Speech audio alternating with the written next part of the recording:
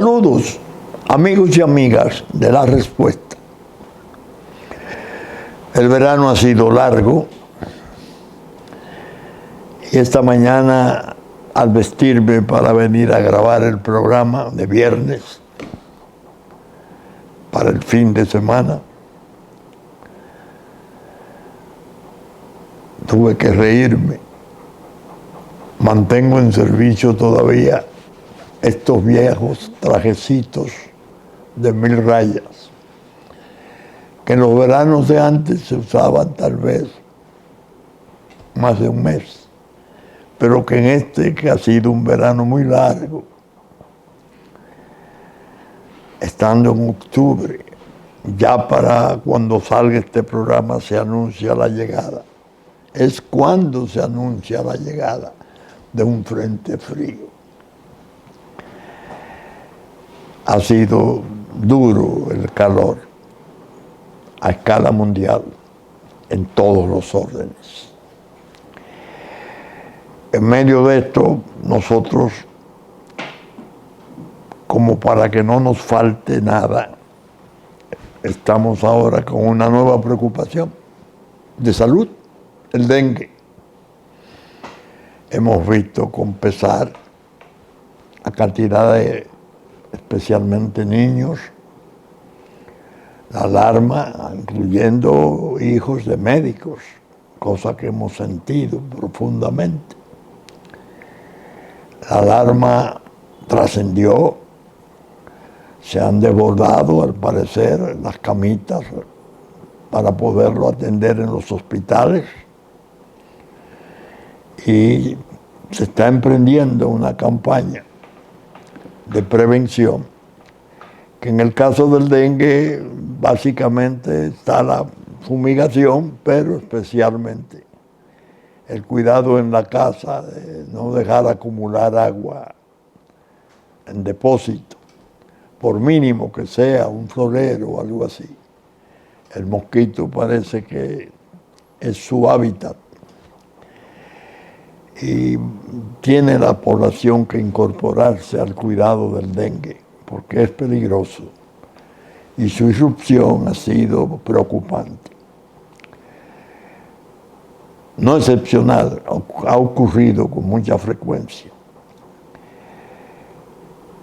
Y en un tiempo en que acabamos, no se sabe si es cierto que salimos del COVID, que nos mantuvo años en arresto domiciliario y nos cambió todas las rutinas de la vida.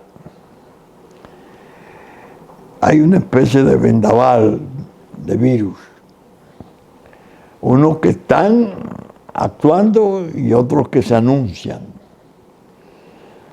que hay un momento en que uno no sabe si es que está poniéndose en práctica con esos del COVID y sus semejantes o parecidos, locuras de guerra biológica, de bajísima intensidad porque resulta muy invisible y disfrazada, pero de letalidad extrema. El COVID mató cerca de 8 millones de seres humanos, casi lo que se han matado en guerras grandes como la primera del siglo pasado. La idea es que debemos mantener ojo abierto nosotros y tratar de incorporarnos más a la preocupación que la autoridad ha estado manejando, claro, en un contexto de crisis múltiples. Y ojalá la población reaccione bien, porque va a depender mucho de nosotros como pueblo poder resistir el ataque de esos virus. Por otro lado, las guerras. Dios mío, Medio Oriente arde. Una situación especialísima de riesgo. El ataque de Hamas, sorpresivo, no detectado por la inteligencia israelí, devastador en el principio, generador de una reacción de Israel que era esperable y resulta comprensible, porque Hamas es un instrumento que funciona, pero con el apoyo de trasfondo de Irán. La Persia inmemorial, la reina de la venganza, tiene un historial de venganza formidable que se remonta a siglos. Y ha amenazado, incluso en forma abierta y cruda, a Israel de borrarlo del mapa una vez obtenga su arma atómica, que según parece todavía no ha culminado su desarrollo. Ha habido episodios interesantes. Al parecer, la presencia de los portaaviones y las flotas norteamericanas entre Irán en el mar, Israel, fue una buena señal de paz, porque se le indicó a Irán desde Estados Unidos desde el principio: no se meta, que vamos a ir entonces a una escala mayor. Esa es una especie de protección de la paz preventiva que yo creo que ha funcionado. No se ha escalado la guerra al momento que esto se graba. Para Irán y para otros que ya estaban listos para entrar, forjarse en coalición para atacar a Israel. Hubo un gesto importante, en mi opinión imprudente pero valeroso. El presidente de los Estados Unidos voló a Israel. Volar en esos cielos donde han tirado miles de cohetes y donde hay miles de radicales enloquecidos, en capacidades de disparar desde su hombro a cualquier vuelo, significaba un riesgo que el presidente Biden asumió. Y afortunadamente todo salió sin el incidente mayor que hubiese sido, una hipótesis inimaginable, que el number one, como el presidente de los Estados Unidos, fuera derribado por un cohete terrorista. En definitiva, los augurios son malos. Y la idea es que en el mundo hay una pesadumbre creciente. Se nota la depresión, la irritabilidad de las sociedades. Europa está pasando por una etapa extraña, de decadencia, que no se sabe quién está siendo el gobierno eficiente o sirviendo como naciones paradigmáticas a la causa de la paz mundial. África, ya sabemos, está en curso el desarrollo de una conflagración entre el África occidental y la otra parte del este de África, donde hay estados que vienen de la guerra, de los golpes de Estado. Y ahora vimos algo que me interesó. El ministro de Energía de Níger, de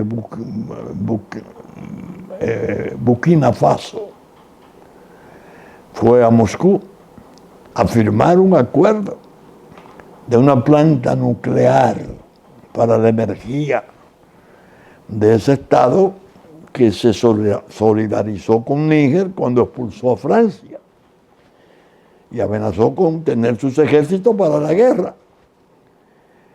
Entonces, en el reportaje se dice que Burkina Faso tiene apenas un 25% de su población con acceso a la energía eléctrica. Los rusos le van a construir una planta nuclear en África. Eso sirve para entender muchas cosas. Los chinos haciendo tren balas, carreteras inmensas, puentes inmensos, represas. Y Rusia con la energía nuclear y también manejando sus estados afines. Es decir, todo tiende a hacer pensar que la conflictividad no se va a apaciguar, al contrario, se va recreciendo. Y eso para el mundo debe de ser una preocupación constante.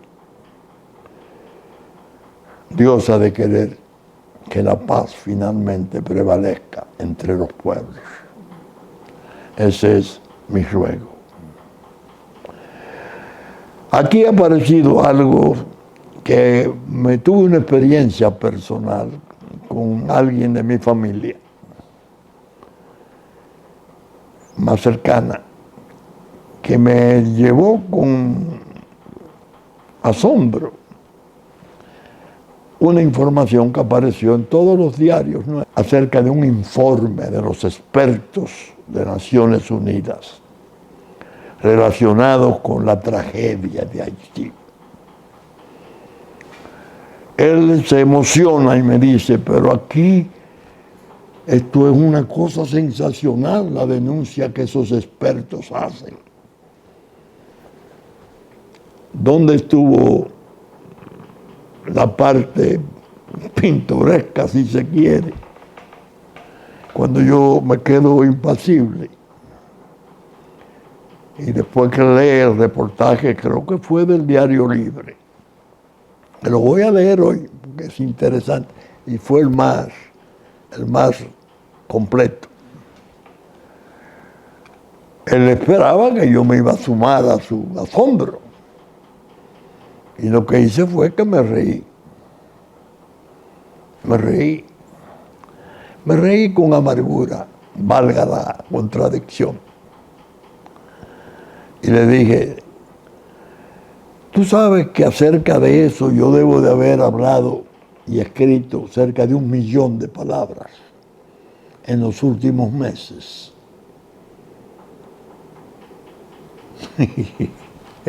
Sí, es verdad. Ellos no están descubriendo nada nuevo.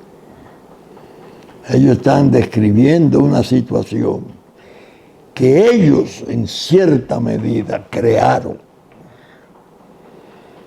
Porque pasaron 13 años con tropas multinacionales en ese territorio, con un mandato del Consejo de Seguridad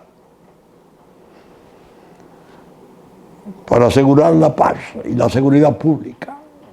Después de los sucesos aquellos horribles de Aristide y los derrocamientos y las cosas de entonces.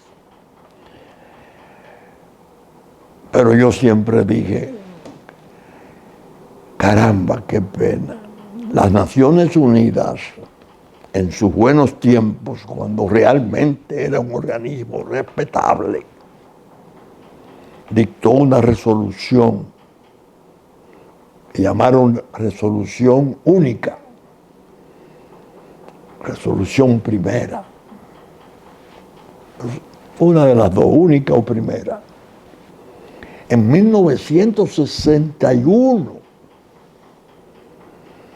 declarando la droga y su comercialización como crímenes de lesa humanidad. Después vinieron la Convención de Viena en el 88, muchísimas resoluciones y acuerdos, pero la básica fue la del año 1961. Vienen con un mandato a ocupar un territorio que la droga, según lo he explicado tantas veces, conquistó y se hizo una especie de estado invisible, pero que está ahí. La droga del mundo. No estos ramales de América Latina, México, Colombia, no. La pesada. Y he citado tantas veces que me arriesgo a ser necio, que Estados Unidos tiene en sus archivos la admisión descriptiva de cómo ellos se adueñaron de ese territorio. La Cosa Nostra y las mafias pesadas de Europa. Cuando un miembro de una de las familias, de las 5 familias, fue interrogado ante una comisión de altísimo nivel en el Senado, obedeciendo a aquella política del senador Kefauver, donde estaban demostrando que, buscando el papel de la mafia y la existencia misma de la mafia, que desde el FBI se quería, bajo el mandato de Hoover, siempre meter debajo de la alfombra y decir que eso no existía. Hablo para los jóvenes. Insisto porque pienso en los jóvenes. Lo cierto es que no trajo mandato de atender la droga ni el control del crimen organizado sobre Haití. Entonces yo le decía al pariente que me enseñaba eso, ¿qué tú crees que yo puedo sentir cuando oigo ahora a los expertos de Naciones Unidas? Han hecho un hallazgo y describen en forma cruda una realidad peligrosísima. Ahora es cuando. Ay, no sean cínicos. Eso está ahí y en gran medida es su hechura, con un propósito estratégico perverso. Terminan en el vacío institucional, matando un presidente, prescindiendo del Senado y de instituciones, un Estado que se disuelve, desaparece propiamente. Y repito, un ejemplo, cuyo Palacio de Justicia en la capital de ese país, de ese territorio, lo controlan y manejan las bandas criminales, altamente preparadas y armadas pavorosamente. Ay, los expertos acaban de descubrir eso, oigan eso. Ahora que vienen los millares de policías y soldados africanos para ver de qué modo, ordenada por Naciones Unidas, pero ajena a ella. Ustedes están dándose cuenta. El objetivo es República Dominicana. Prioritario. Vaciarnos. Ahí salió la publicación. Creo que fue 180,000 visas concedidas a dominicanos. Nos están vaciando. Mientras nos han estado invadiendo con vientres y a paso de vencedores, establecimientos 462, verdaderos municipios, en perjuicio gravísimo de la integridad territorial nuestra y de nuestra soberanía, que nos coloca incluso en un peligro mayor, la pérdida de la independencia y de la autodeterminación. Óigame, entonces le dije al familiar, ¿tú crees que yo puedo sentir alegría? ¿O debo de expresar en mi programa la respuesta el domingo, más bien mi inconformidad y mi ira por el cinismo de ellos? A otro perro con ese hueso. Charlatanes. No abusen más de la inocencia y de la forma ingenua, cándida de pueblos bien establecidos, que han hecho esfuerzos, que han luchado por el progreso, que tienen instituciones como el nuestro, al cabo de 170 años de independencia, muchas luchas, muchas gestas, muchas muertes. No abusen del pueblo nuestro, no, de una simulación para otra. La OEA viene a inspeccionar el canal del río Dajabón en su tramito masacre. Y desde el aire, hacen una inspección para unos, se supone que son supuestos expertos, deben ser burócratas de eso. Y Haití dice, no, aquí no pueden venir. Aquí no pueden, el gobierno sabe que no lo puede recibir. Tendría que obtener el permiso del otro gobierno, el de las pandillas. Y la pandilla recibir la orden de el narco, que es realmente el que está poderosamente detrás de ese desastre de connotación mundial.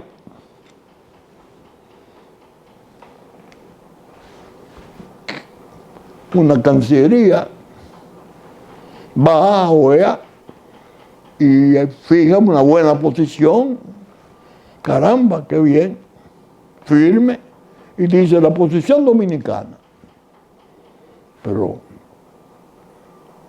¿qué hace la OEA aquí? La OEA no tiene calidad para conocer el conflicto del río transfronterizo. Hay un tratado de 1929 que indica que en caso de desavenencia o de desencuentro ha de hacerse un arbitraje. Cada uno de los estados de entonces nombrar 2 árbitros y esto a su vez un quinto. No. Y vienen aquí, se les recibe.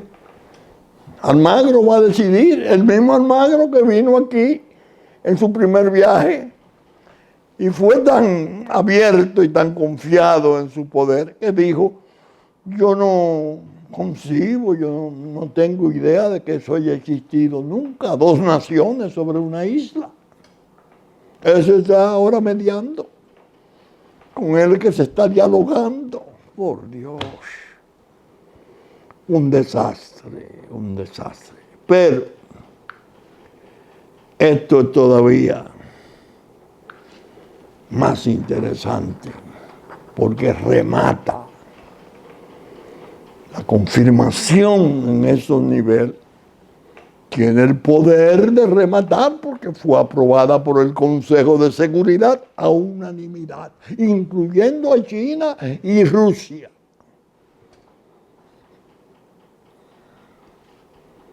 Dios mío.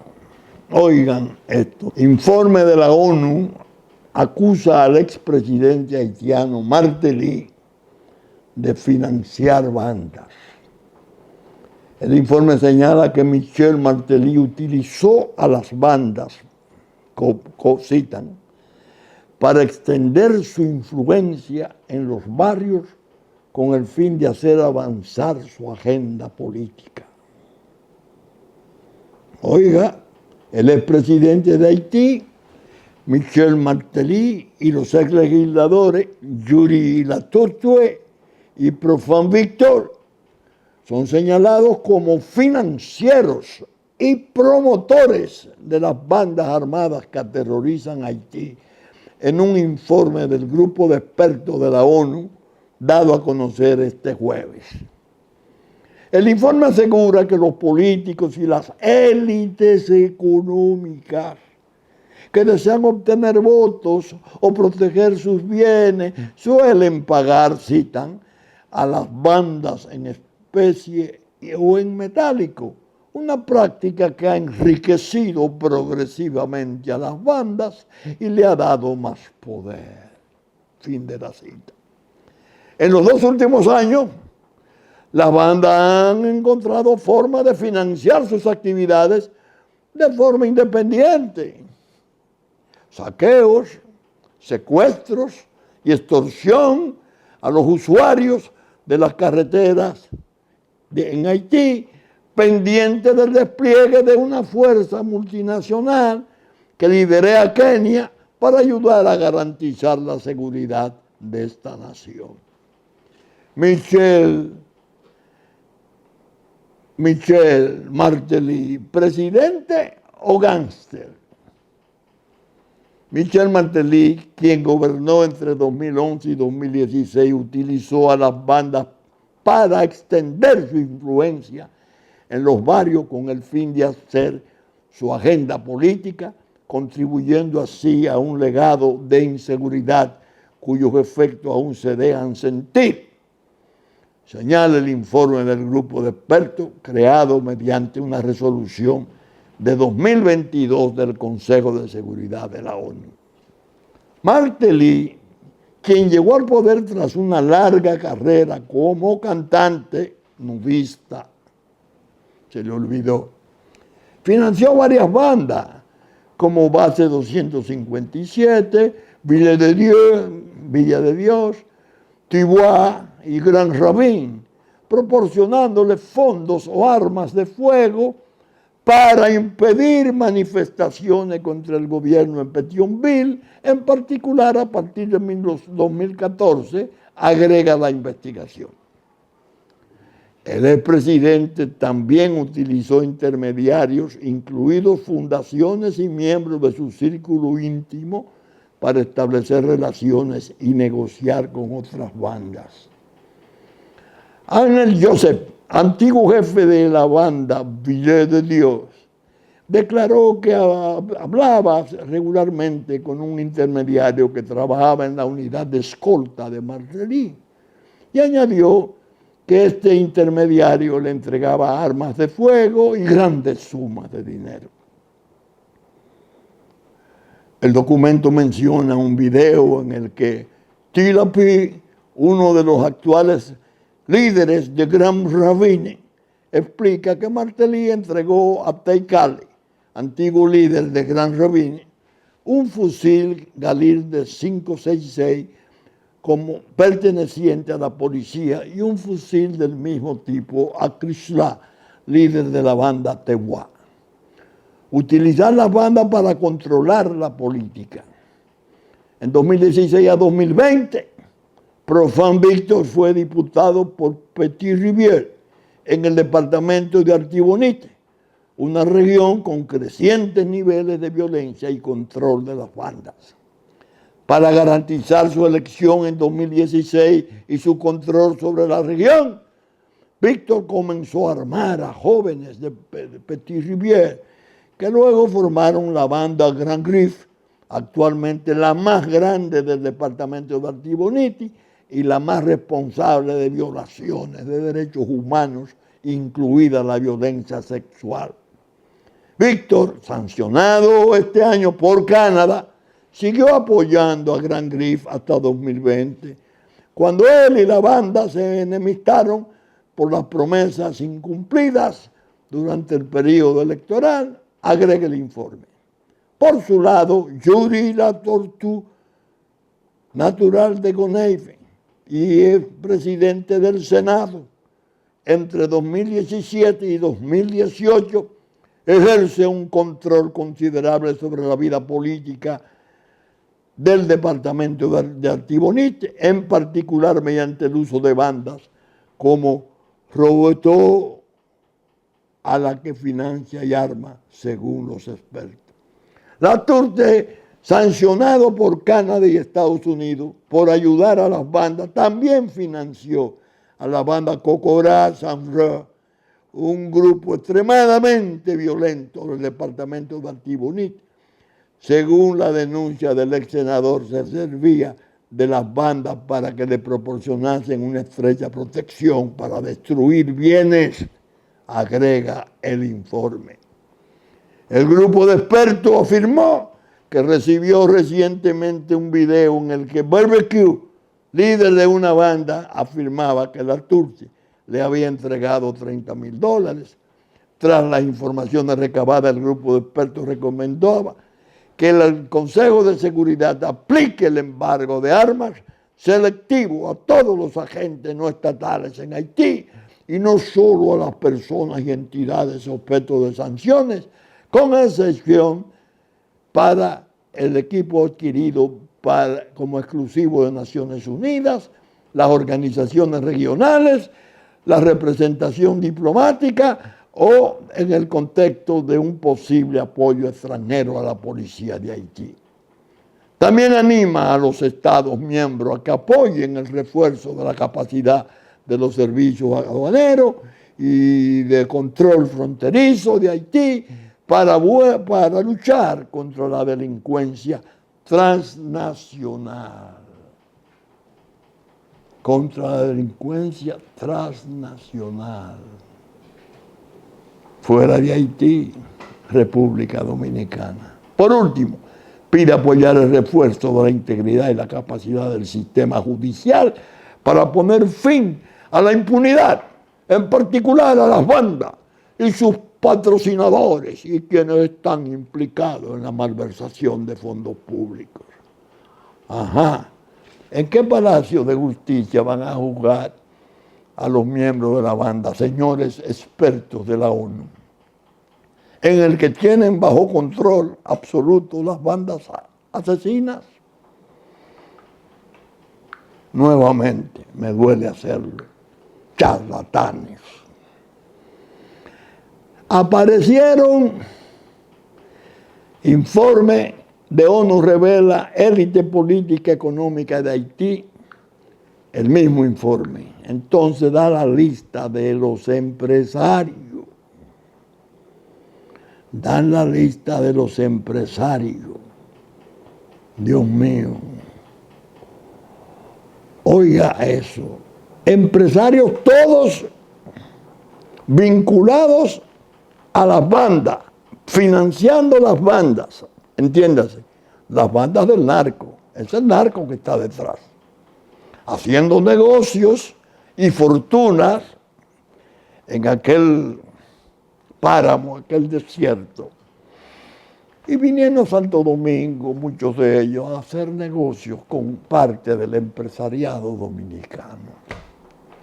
Dios mío, en medio de una situación como la descrita, surgen las preguntas más dolorosas, al menos para mí. Amigo expresidente Leonel Fernández, usted es un hombre brillante, culto, sensitivo, decente, no me cabe la menor duda. Sin embargo, ha tenido una especie de tara en su comportamiento frente a Haití. Sus turbas estuvieron a punto de asesinarle. Y usted, por la paz, a alto fin, no reveló en plenitud lo ocurrido, pensando que el pueblo nuestro podía tener reacciones turbadoras de esa paz. Correcto. Pero mantiene una relación con la diáspora. Que recuerdo yendo para Cartagena en un jet a una reunión en Cartagena que irían los presidentes. Él comentó con el extinto amigo común Carlos Morales Troncoso, que era nuestro canciller, que en paz descansa, lo agradable que había sido la entrevista con los intelectuales haitianos que lo habían visitado días antes. Qué preparados, qué bien formados. Y yo, que iba en el otro asiento del pequeño jet, le dije: presidente, tenga cuidado. Esa gente culta y preparada, formada en Francia, Europa, Canadá, no pisa Haití. Es, sin embargo, la que les sirve de se amarre con el Caucus Negro, que es un poder en Estados Unidos, con la nación del Islam, de Malcolm X, y de todo el aparato internacional para desacreditarnos. Tenga cuidado. Dios mío. Cuando veo esto de Martelly y describen en uno de los informes, en uno de los aprecian en Haití sospechoso clave del asesinato, ese es un tal José Bari, el informe, y comienzan a declarar: llegada de armas de Estados Unidos multiplica la violencia en Haití. Una publicación que aparece hoy. Alrededor de 1 millón de armas vendidas entre Haití, traídas entre Haití y la República Dominicana.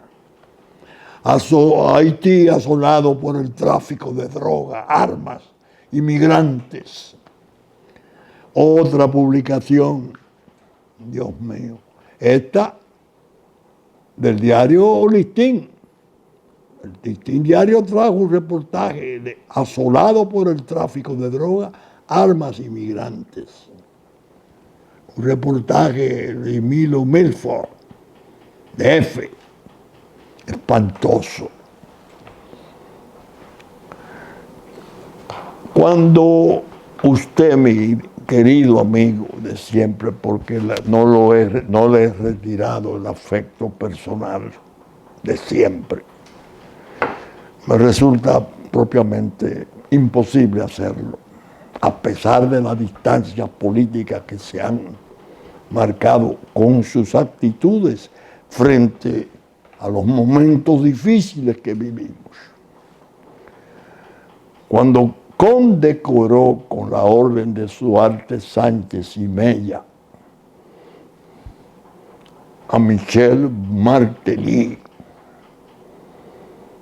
el presidente, en el año 12, el presidente Fernández, yo dije en la respuesta: no, un error. Este es un bailarín nudista de una conducta oscura. No deben de darle la condecoración mayor nuestra. ¿Es un enfángate de Bill Clinton? Sí. A él fue que se refirió Bill Clinton en un momento dado, como describiéndolo como una versión de Thomas Jefferson, haitiana. Clinton en su libro lo denuncia todo, de su afecto por Haití, su fascinación, desde que él era gobernador, su luna de miel, su flota para reponer al bárbaro aquel de Aristide. Yo protesté esa condecoración. Cuando ahora uno de mis hijos me dice: papá, mire, una fotografía condecorando a Martelly, cuando lo describen en esos informes como el gángster jefe de las pandillas, que han producido tantas muertes como hubo en las Torres Gemelas y 960 casos de violaciones y secuestros, imponiendo el terror allá para poder producir el derrame aquí de población ilegal. Qué pena, qué pena. Me dice: ¿usted ve eso? Mire esto. Un periódico Gazette, creo, de Haití, con una fotografía de Leonel Fernández, expresidente 3 veces de la República Dominicana, con votaciones por encima del 50% en cada experiencia electoral.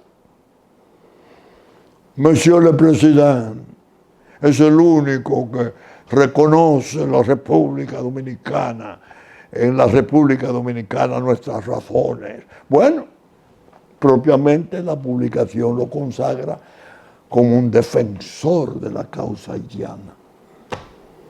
¿Se va a dialogar con ese estado de cosas? ¿Se puede hablar de trato diplomático con ese estado de cosas? Dígamelo. Convenza al país que eso es posible. Eso es una verdadera barbaridad y ridiculez a la vez.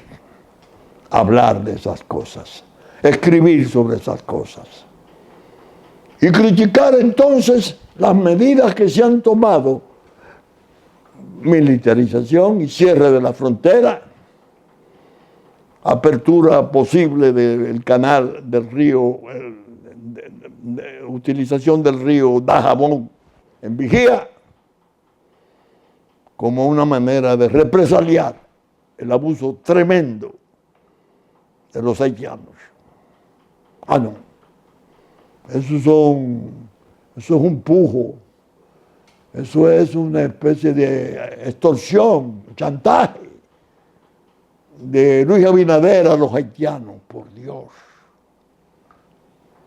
Por Dios. Me imagino lo que escribirán ahora sobre la verja muro, con alambrada, torre cada 2 kilómetros, 2 carreteras para patrullas militares en la base. No es el muro que nosotros al menos sugerimos, que es un muro más alto y más fuerte. No, pero evidentemente es un control. No sabemos cómo lo van a insultar. Es decir, hubo uno que cuando me leyeron la declaración que dio, no me puse la mano en la cabeza, no, pero me dio pena. Abinader manda tanques de guerra contra albañiles haitianos, los que están en el canal. Mientras están saliendo esos informes sobre las bandas. Después Martelly, ¡ay, Dios mío!, del 12 al 20, el tiempo que duró el 17 en el poder, 16, 17. El niño mimado de don Gustavo Montalvo y de Danilo Medina. Venía aquí con su gabinete, disponían, se reían y decía, incluso cuando el presidente tuvo un mini gesto en La Habana, el presidente Medina, de decir por primera vez en público la gravedad de lo que estaba ocurriendo y que no era cierto todo cuanto se decía contra nosotros y explicar por qué no era cierto. Se reunían todos aquí y venían los haitianos. Y un primer ministro haitiano decía, ir a la República Dominicana es tan sencillo como pasar de la sala al aposento. Tenemos 81 puntos de entrada en la frontera. Un primer ministro, Dios mío, horrible, horrible, qué pena. El pueblo, desde luego, está erizado. El pueblo ha tomado conciencia del problema. Lo ha visto muy de cerca. Y está sintiendo el peligro como nunca. Yo creo que la exposición al riesgo de perder su prestigio histórico de Leonel Fernández es una desgracia, porque él, con sus atributos y sus condiciones, ha venido siendo un activo de la República, en capacidad de defenderla, por encima del trato abominable de los líos políticos, de las falsas alianzas y de las trampas, de esas bajezas. Trascender. ¡Ey, espérese! No me hablen ahora de alcaldía, ni de diputación, ni de senaduría. No. Yo quiero volver al poder, pero no a cualquier precio. No, yo no me ausento y menos paso a coincidir con aquellos que están representando los peligros mayores de la República en toda su historia. Ustedes están viendo cuál es la situación. Bien, ocurrió, variando el tema, que me desagrada tratarlo, lo confieso, en ese aspecto, por lo menos, que se produjo un fallo de una corte, cambiando la medida de coerción a un imputado de importancia enorme, que se fijó en la acusación y en todas las investigaciones del Ministerio Público, que fueron exhaustivas, quizás excesivas, pero abriendo camino a realidades, a verdades. Cambiaron esa coerción. Una fianza. No hay peligro de fuga. No hay peligro de que es un imputado especialísimo. Recuerden ustedes cosas que yo he citado. No es un personaje normal y corriente. Es un hombre con notación social y económica. Bueno, uno de sus hijos se casó en el Palacio del Escorial, en España. Tiene un lobby en Washington, creo que costó $500,000 para hacer una campaña en Washington contra el Ministerio Público dominicano que lo persigue. Pero es un caso del Calamar en el cual él figura como cabeza. Y esa corte no se da cuenta que la inmensa riqueza de él la puede infamar. ¿Qué puede pensar el pueblo? ¿Por qué a los demás le han impuesto los 18 meses? Incluyendo el hermano de Danilo Medina, de coerción, preventiva, y a este se le premia. Suelto en esas condiciones, con esa importancia, no es un peligro para todo el proceso de investigación y de juicio mismo que falta. La Corte se excedió, no hay duda. Y yo hoy lo que quiero es aprovechar para hacerle una advertencia al Ministerio Público. Lo encabeza gente sumamente interesante, que ha merecido el respeto de la nación. Han tenido una actuación brillante. Claro, bueno es anotarlo, el presidente de la República propició su independencia. Lo han hecho bien. Sin embargo, se ha notado cierto estancamiento en expedientes que fueron anunciados como inminentes, que entrarían, bueno, el desorden eléctrico, estamos hablando de $30,000 millones.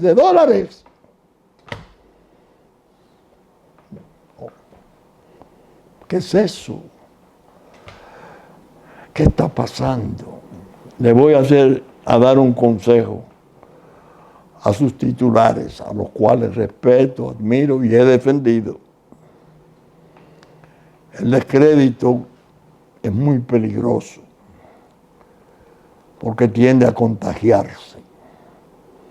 Que las cortes y tribunales hagan lo que le venga en gana con los expedientes. Bueno, de ellos será el descrédito y la deshonra de aquellas instancias que así se expongan. Pero marquen la diferencia con la rectitud de las persecuciones. Porque en la medida que esas persecuciones ustedes las mantengan en un nivel, no las retengan y no las retengan, el juicio social se reenciende. Y eso va a ser favorable para que los encargados de juzgar el fondo tengan presente que no fueron contravenciones las que se cometieron en el saqueo de la República Dominicana. Fue un saqueo salvaje, imperdonable, y el país no merece que sus autores pasen a ser beneficiarios de tratamientos venenosos, perniciosos. Se contagia el descrédito, dije. Marquen la diferencia, que el país lo sabrá apreciar. No se detengan, sírvanle a su país como lo han venido haciendo. Yo creo que definitivamente los momentos son, llamo a veces, muy densos y muy turbios, muy difíciles de fijar, interpretar su curso. Están ocurriendo cosas realmente alarmantes. Y es una pena porque es en el momento en que más unidad y fortaleza necesitamos, cuando se están abriendo esas brechas y debilidades. Eso que lo oigan los jueces todos. Hacer concesiones a la impunidad y volverse contra la realidad que generó el juicio social serio de un pueblo acerca de hasta dónde se le había robado y se había burlado, significará para ellos de algún modo una exposición dolorosa de deshonra. Ministerio Público, sepárese de ese riesgo con las leyes como bandera. El pueblo así lo espera. Bien, saben ustedes que estamos saliendo por Super Canal a las 11 de la mañana de domingo en nuestra versión central. Canales 33 de Claro, 3 del cable. Que asimismo, Teleimpacto, canales 52 de Claro, 22 del cable, a las 12 del mediodía, a las 9 de la noche, Teleimpacto. Y en la mañana 7 de lunes, 7 de la mañana de lunes, reproducen nuestros contenidos.